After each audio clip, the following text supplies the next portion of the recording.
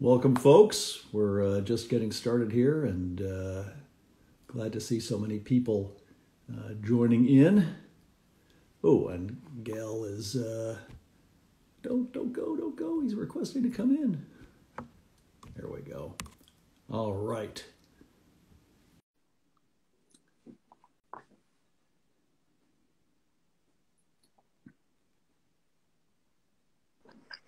There he is. Hey, Good evening to you. good evening. And we're just having people join. So maybe while people are coming into the discussion, I'll just give a very quick overview. This is a great pleasure for me to have the chance to talk with you, Gaël Petermann, and learn more about you and your work, and inform the folks who are joining us. And also, we're doing this in collaboration with the Dubai Watch Week organization. And so I'll be throwing in some topics that we've covered there during the forums, the 2020 forums. And then we'll try to save a little time for questions from the viewers. And they scroll by pretty fast, so I'll try to write down a few as we go if people have them, and maybe we'll catch up at the end. But thanks so much for taking the time and Thanks to for you. joining. It's a real pleasure to see you, and maybe we just get started and hear a little bit about your background and journey. Obviously, you and Florian, I guess, met in watchmaking school and worked together at Longa, and just tell us a little bit about that. Okay. So yeah, first of all, thank you very much for this IG Live.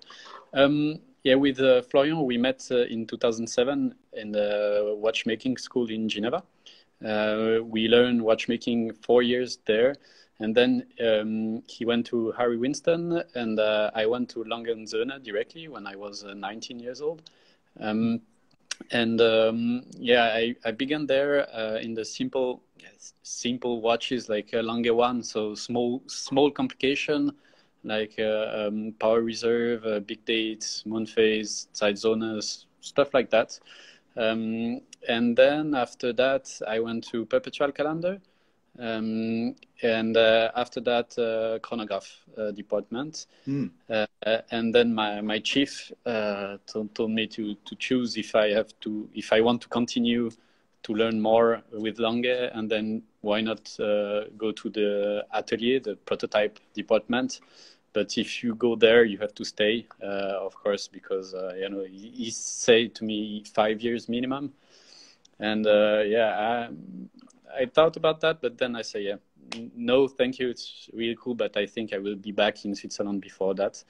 And then I came back to go to Andersen, Genève, to the Sven Andersen workshop, because I met him at Baselworld, and he said, yeah, I need a watchmaker, so you can be independent. You rent the workshop, and I give you work. I said, okay, why not? One of my teacher in watchmaking school, he worked 17 years at Andersen. So I was like, okay, it's really cool, really crazy, all the thing he did for him. But when I came, he had no works for me. He said, okay, you don't pay anything for the workshop, but you have to work 100% by yourself.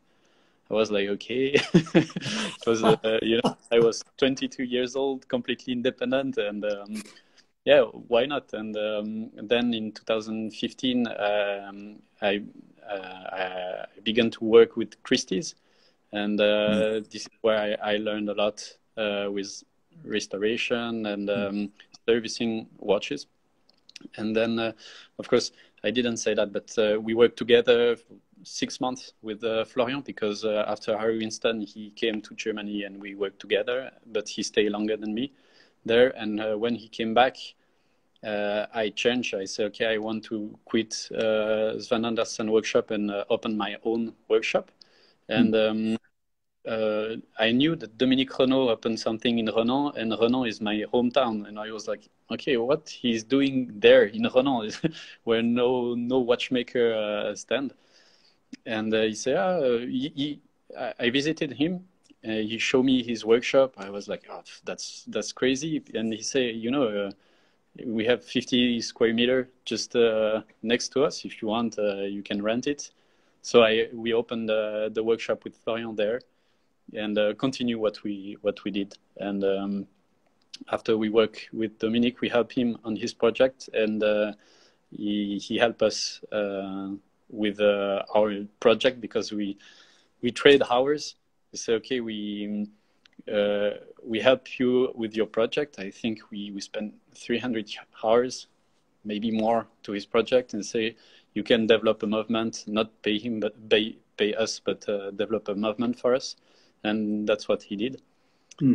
And after that, we found a client who really liked the watch. He said, I can pay you in advance, and you can begin your project. And it was like, okay, that's crazy. And that's how it began. And that subscription, was it the only subscription you took, or were there other people who also paid in advance? No, that's the only one. And we asked our family to help us to pay so for the money, but that's the only one. And he just didn't like the dial, and said, okay, we can make any dial you want, because you paid in advance, you take a risk. So, and he take a yellow gold with a onyx dial. Very nice. Very nice. And you mentioned restoration. Over the years, as I've gotten to know a lot of the independent makers, I mean, you look at all of the, Mr. Dufour did restoration. Kari Voutilainen worked at Parmigiani in restoration. Mr. Parmigiani was a famous restorer. Peter Speak. It seems so many of the independents have a background in restoration. Was that important for you in terms of learning and building your skills? Yeah, completely. Because you have, you learn a lot by what watchmaker did in the past. And I think with mechanism, for example, today it's normal to have the setting hour mechanism, but it took years to develop a really a good hour setting mechanism. And that's really interesting. You see all the, all different patents you can find about this, and that's really interesting. I think you learn a lot about this, but also about how to make parts. For example, you receive a watch, there is a missing pinions, and okay, I have to make a new one. So, and then you say how to make a pinion. So I know someone who can do that. He can explain me, and then you learn like this. I'm pretty young to make restoration, but I know a lot of different watchmakers, and they help us a lot to carry the skills to do it. Yeah, I was interested, I mean, I don't know if you visited Mr. Dufour at his workshop, but he always has something in the back of the safe, that he brings out, and it's some piece from the early 1900s, and then he'll explain, well, here's how they did it, here's why they did it, here's what I learned working on this watch. It's fascinating to me, and as a learning experience, it must be tremendous. Yeah, completely. Sometimes you are like, you see new watches and say, okay, why they choose this way to make this complication? For example, when you see something 100 years old with a better construction, and say, okay, maybe they don't know about this. Yeah. And you mentioned, you had the opportunity to join the design atelier at Longines and decided to go out on your own. That's a risky proposition. What was it that drove you to take that risk to go out on your own? I don't know. Maybe that's we didn't ask any question. We have the opportunity. Say, why not? But of course, if you think a little bit more and say, okay, maybe you can have a money problem or problem with client and stuff like that. You say, okay, no, it's too risky. But we had no idea. We were like, you were young. It's time to take the risk. We'll see. So yeah, just we had an opportunity. we took it and we kept it. Mm-hmm. And you know, the watch that you've created now, I mean, it's got a really fascinating escapement and complication. It's aesthetically very interesting.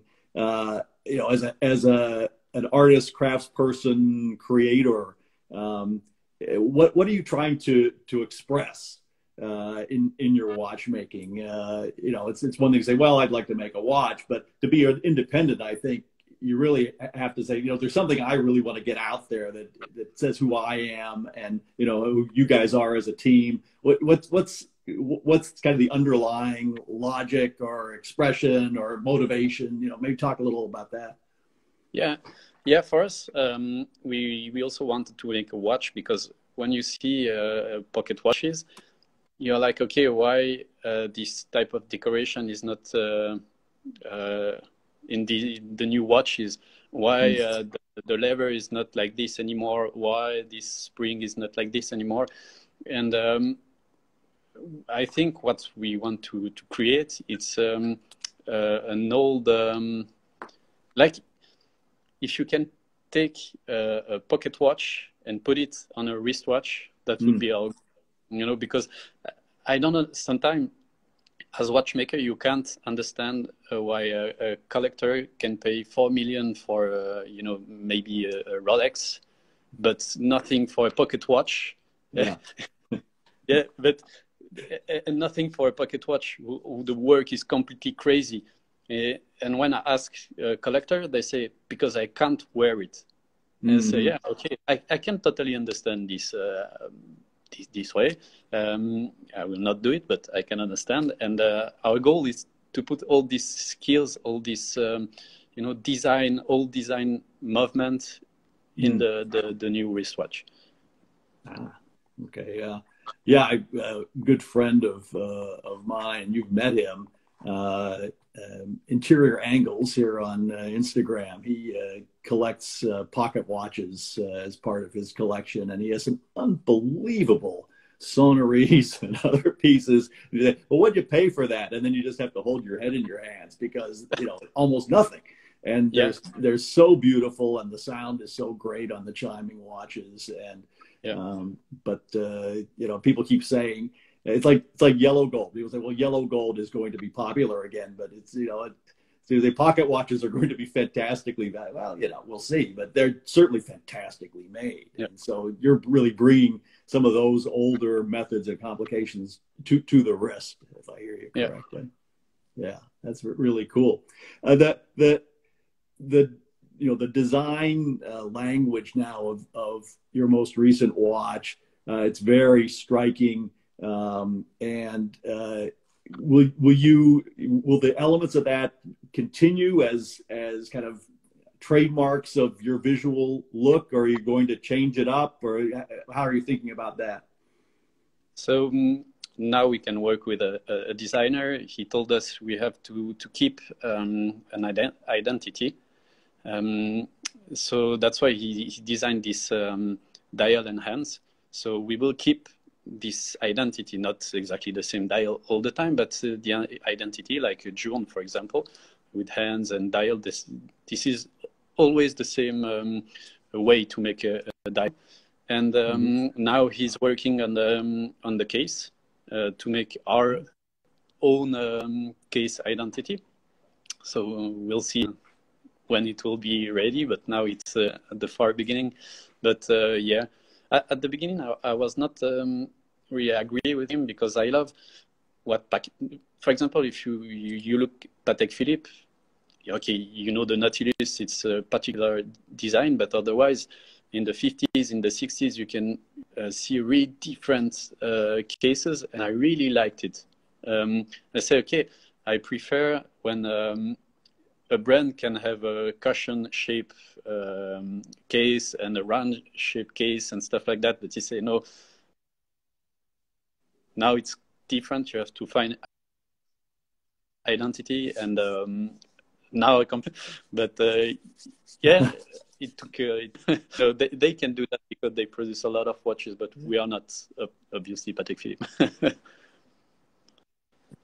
Yeah, yeah. I see your designer has just posted "ha ha ha ha" as a comment Yeah. here on the screen. So, Yeah, he's right to be good to me. I think he posted that right after you said you disagreed with him at first, and then you changed your mind, and he found that amusing. Yeah, well, that's really interesting, and also that you're now going to go into having a case identity. I think is really cool as well. I mean, there's some people who have done it. You know, I mean, Recep at Acrivia, you know, he's got the two very different styles, but that's probably an exception, I think. You know, and I think I'd agree that having, especially as a young brand, a clearly stated identity that's recognizable, and people can look at the watch. I mean, this is what Lange always says, right? That you can look at the watch without the name on it, and you know it's a Lange watch. And I think there's a lot of merit to that.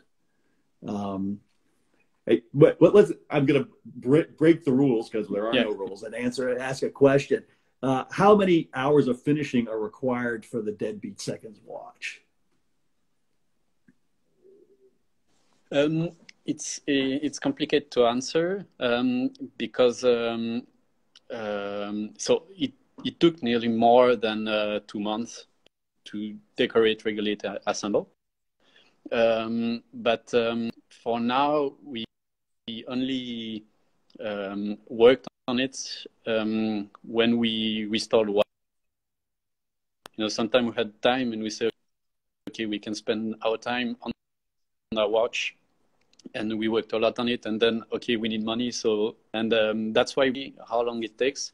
Now we write every hour we spend on watch. But for example, for the Deadbeat second lever, the anchor, it takes 30 to 30 to decorate just this part. Wow, that's very impressive. I remember Kari told me once that it takes him a day to do a hand, but 35 hours is a lot more than a day. That's like a week almost. Right? Yeah, because it's really impressive. You know, I love how that you named your watch the 1967 after the introduction of the quartz watch. You know, I'm embarrassed to say I was actually 12 years old in 1967. So I'm a lot older than you are. But I think it's great. Obviously, congratulations on the big win at the Grand Prix.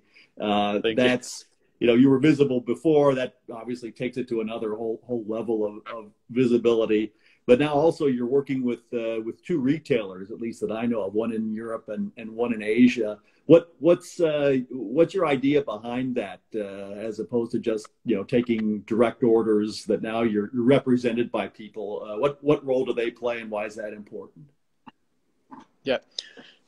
First of all, we with Florian, we totally agree that we don't want to spend all of time to sell watches because we are not good at it. And for us, it was quite for us it's okay to sell the watch for that. And when we make the price for directly, that we wanted to go with the retailers, so we make a price with directly the margin that normally they take. And for us it's just good things, because you sell the watch to them, then they can find the right client, or then they speak with the client, make everything. And then, of course, if they buy your watch, they have to make the marketing parts. So we have no marketing budget, but they can do it for us. For example, a collected band, they make a really nice article about us, a really beautiful video, and we had no money for that for a normal media, but they made it for us. And for us it's a big part, but I think we want to, of course we keep working with them, but we want to continue to sell watches in direct, but a small part, not I don't know exactly, not 50-50, but I think we want to keep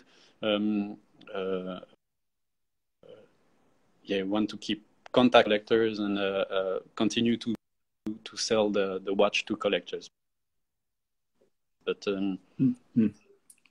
we don't know exactly how, because everything happened so fast that we didn't think no one angry about that.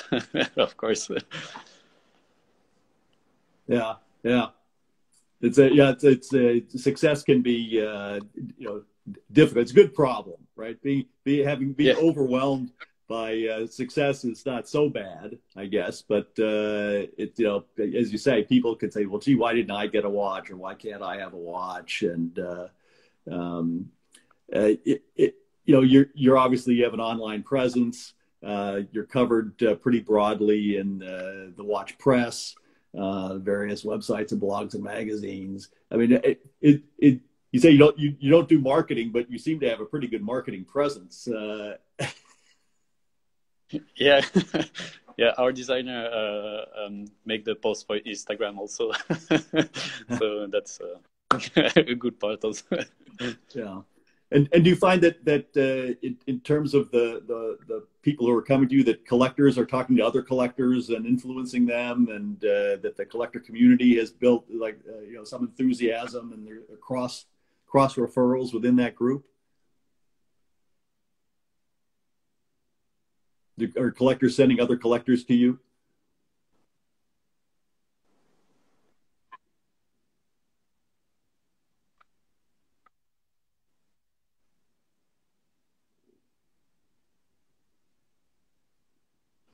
Yeah, I don't know exactly, because not directly, or maybe, I don't know. Okay. But maybe. I'm not sure about that. Yeah, it was mostly at Christie's, and you know how it is. Everyone is on the table, and then talk, and they just go back and say, "Hey, my friend, you know how it's." And direct contact with Christie's, because it's an atmosphere. It's the atmosphere, but I think this is where I made is there. Okay, great. We have a question from one of our viewers. Did you ever consider a different career?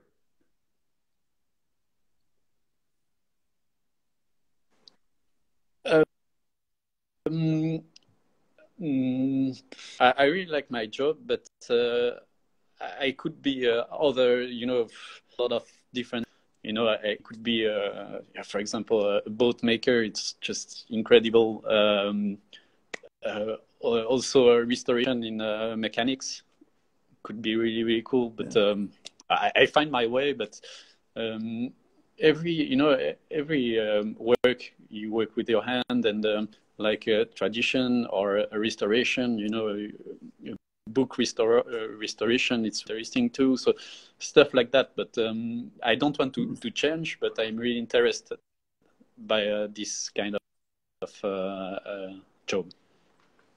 Yeah, well, that's fascinating. Yeah, I think boats, I mean, like canoes or Chris Craft, or sort of handworking. Would it be like woodcraft, or you haven't thought about it? Woodcraft, and I don't know the name in it, but who run by wind. Oh, okay. Yeah, sailboats. Yeah. Yes, sailboats. Yeah.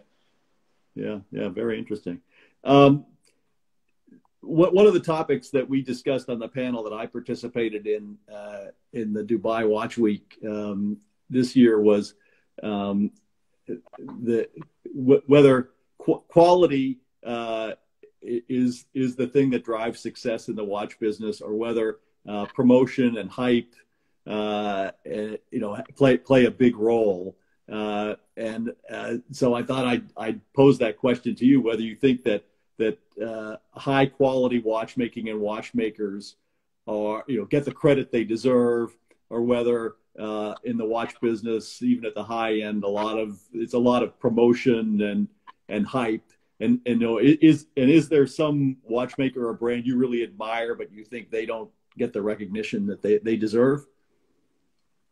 Yeah, for me, for example, Raoul Pages is a really, really good watchmaker, really cool because he shares a lot. For example, when I need an advice from him, I just call him because he worked in the restoration department for Parmigiani, and he know a lot of things, and he's really skillful, and really cool to share his experience. And he made a turtle. I don't know how to. We saw the turtle. Pronounce we actually saw the turtle. He visited with us. We were visiting with Kari in Moutier, and he had Raoul come over with the turtle, which I thought was so cool. Yeah, that's crazy stuff. And then he made 10 watches with a CIMA movement base, but completely changed, and the work was really beautiful. And now he has a new project. I don't know what can I say about that, but I prefer to say nothing to sure. But he's really skillful, and I think he's completely under the radar. He deserves more, maybe more attention. Yeah, it's. I mean, the Onyx watch I think is really nice, and he's a good guy, and his wife is lovely, I mean, they're a great couple, and I think he does great. And he was at Dubai Watch Week last year, talking about a restoration project that he worked on, and that was really interesting in terms of, when do you decide to repair the part, or do you replace it with a new part, and how bad does it have to be before you discard it? And I mean, all the choices that you have to make. And so he clearly has a deep background as a watchmaker as well. Yeah, completely. So I'll come back to the first part of the question. Is quality really recognized in the watch market, or is hype a big factor? How do you see that?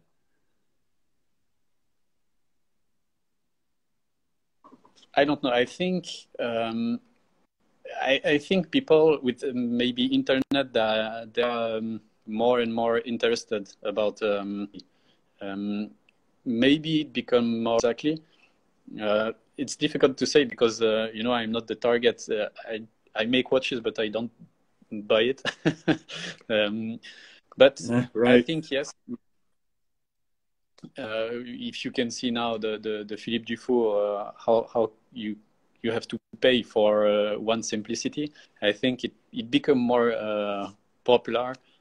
And I think it's good for us, for small watchmaker who want to spend hours and hours in just decoration parts that you will never see. So I don't know if it's a hype or not. I really don't know. Fair enough. As you say, the thought that comes to mind, I was at a session of some watchmakers there on a panel, and all the enthusiasts and collectors are asking them about watches, and the one watchmaker said, well, you have to understand, when watchmakers meet, we don't talk about watches, we talk about tools. And which I thought was very, very interesting, right? Because you're making watches, you're not buying watches, and it's exactly. It's a very different thing. Exactly. We have a question from one of the viewers, specifically about your Lange experience and how that helped you when you became an independent. I think what is very interesting with Lange is you have a lot of work by hand to do. For example, the perpetual calendar, you have to regulate a lot of different things, milling some parts, just rectify some parts for making it working.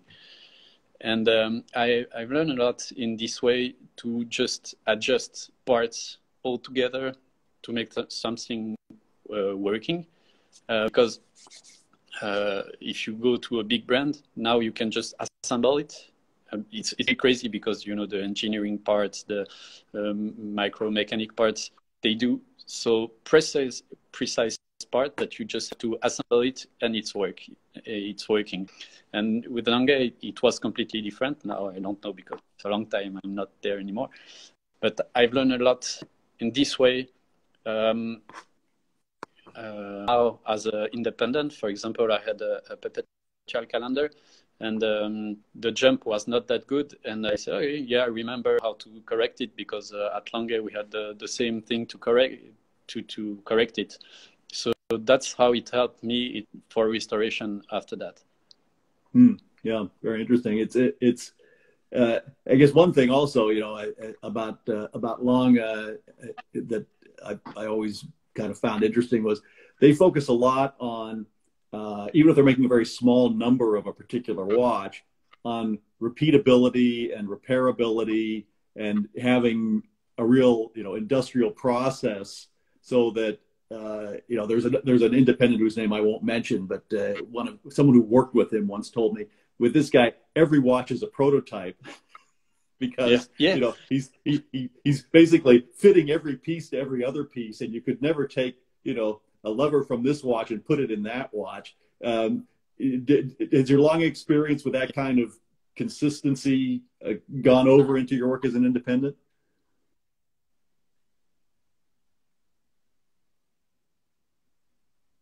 Oh, completely. That's exactly that.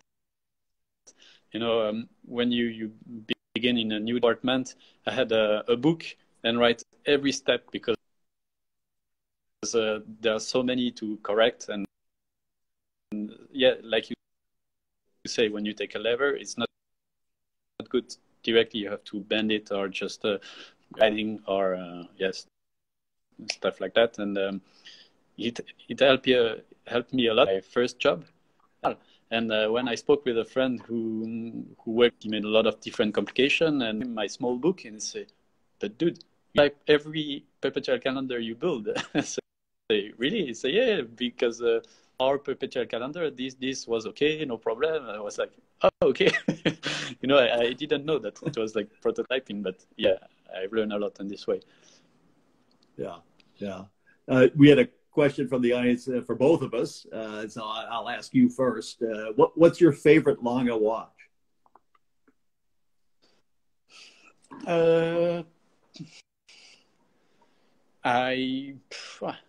This is a good question. I really like the Deadbeat Second homage to Walter Lange. I really like this. First of all, the dial, the three hand, just going through, and I really love it. I really like the tourbillon. Not really much the Terra Luna. For me, it's too big. It's not. I don't really like it. But then I saw the Deadbeat Second. I was like, wow. For me, I love Deadbeats. I saw it and I was like, that's very beautiful. For me, it's one of my favorite, I think. That's a really interesting choice, and it's a great watch, and it's very unusual because it in some ways it matches back to what you said earlier about your own inspiration to take these older complications and bring them to the current day, because that particular jumping seconds with the flirt, it's not a common complication at all. Yeah, exactly. Yeah, and they did a beautiful job. It's a beautiful watch. So I'll answer the question since someone asked. I have an original Pour le Mérite tourbillon, and that watch to me, the first use of fusee and chain and a wristwatch and the tourbillon, and it was Lange's daily wear watch. He wore the #1 yellow gold Pour le Mérite, and so I have a yellow gold one, and that is personally important to me, and I think it's just a fantastic one. And of course, Tony de Haas worked on that watch, the Gronefelds worked on that watch, Giulio Papi, Papi worked on the watch. So some of the great watchmakers and constructors of history were, so that watch to me, of all their great watches, is the one that I would put probably at the top of my list. Yeah. but they have a lot of great watches. Let's face it. At Long, I mean, Dado Perpetual, great watch. Double split is really an accomplishment. And Yeah. But let's stop talking about them. We'll talk more about you. One of the other topics from the Dubai sessions this year, environmental sustainability, ethical sourcing. It's getting a lot of, there was a big section in the New York Times this past week about, ethical sourcing and sustainability. Is that something that as a small independent brand is something that you work on, think about? Is it something, I mean, what are your thoughts on that overall, the topic? I think it's, of course, it's very interesting. For us, it's complicated because we order all the parts in Sweden, but then you don't know where the material comes. But for this, is not a problem, for steel or stuff like that. I think it's more gold or for gemstone. This is more a question about that, or otherwise, for the strap with the alligator. But today, if you sell a watch without the alligator bracelet strap, people will not like it. I don't know exactly what we can do. Of course, it's interesting topic, and we are very aware with that. I don't know what exactly we can change about this. Maybe if someone tell us, but that this is not very good for the environment, for the planet, we will change it. I think, I don't know if we can find another way. Of course, it means a lot for us, but I don't know what we can now for that. Yeah, well, I do have, now that we're talking about it, I've never seen your box. What's the box look like? How big is it?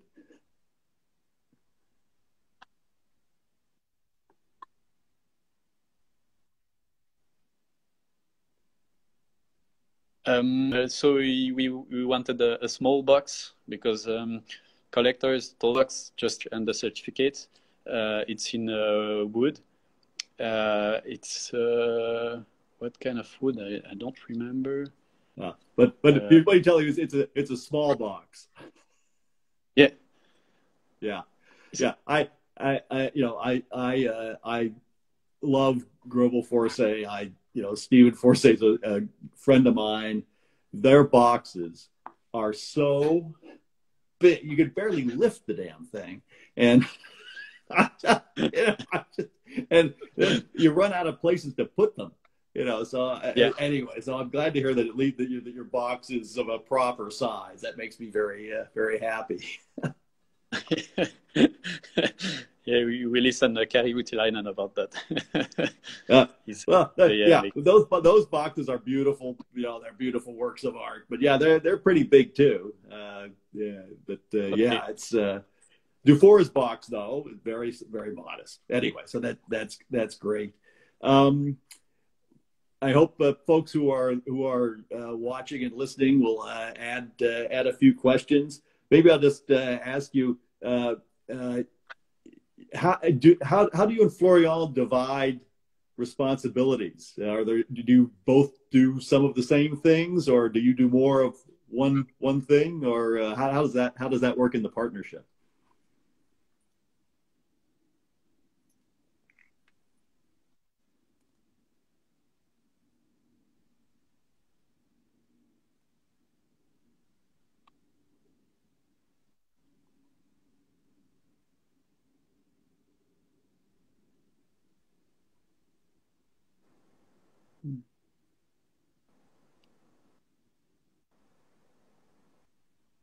Uh-oh.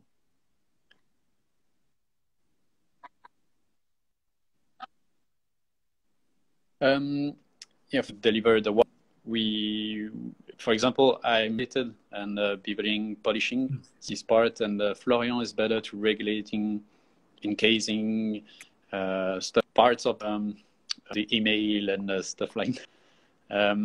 that one wire make a complete watch. But for a schedule, till the end of this year, we need to make together with Florian. But after that, it's his own watch.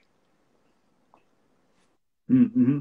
And will it just be the two of you for a while, or are you thinking to add others to the atelier? We are also more. So now we have 2 new watchmakers and one engineer for to construct the future caliber. And I know better than to ask what's the next watch, because no one will ever tell. But will it be another complication? Maybe something along the theme you mentioned earlier about bringing kind of interesting complications to the current day. Yeah. I can tell you that it will be a complication, and to be a clue, like Longines, we will like the small things that they add to the watch. For example, they had the tourbillon. I don't remember the name, but the tourbillon with the hours, minute, and tourbillon. Right. And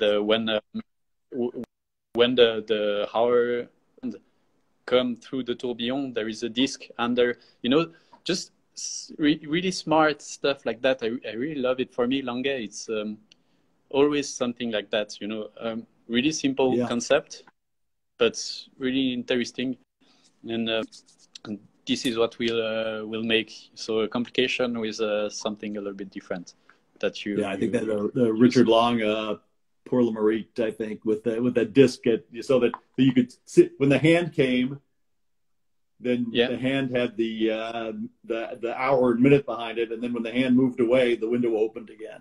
Yeah, that was really interesting. Again, small complication, but very practical. And a friend of mine's thinking of buying that watch. So a friend of mine who I think is watching is thinking of buying one of those. So I think he'll take your recommendation here. That's a good complication. So that was pretty much what I had. We'll give our audience maybe another minute or so to ask anything else. But there anything from you? I should ask you. What haven't we talked about that you think people might find interesting? Sorry, what? I didn't understand. Is there anything from your end that you think our enthusiasts watching would find interesting? As an open-ended no, I don't see. Yeah. I don't know. Sorry. All right. Good. Good. No, well, we planned to spend about this amount of time, and we have. And I know that all of us really wish you continued and well-deserved success. And it was really exciting seeing the two of you up on the stage at the Grand Prix. I wish we all could have been there, in the audience, because that's it's an exciting evening, and so much fun to be there. But we were all cheering you from our offices and living rooms. So congratulations again, and thank you for joining.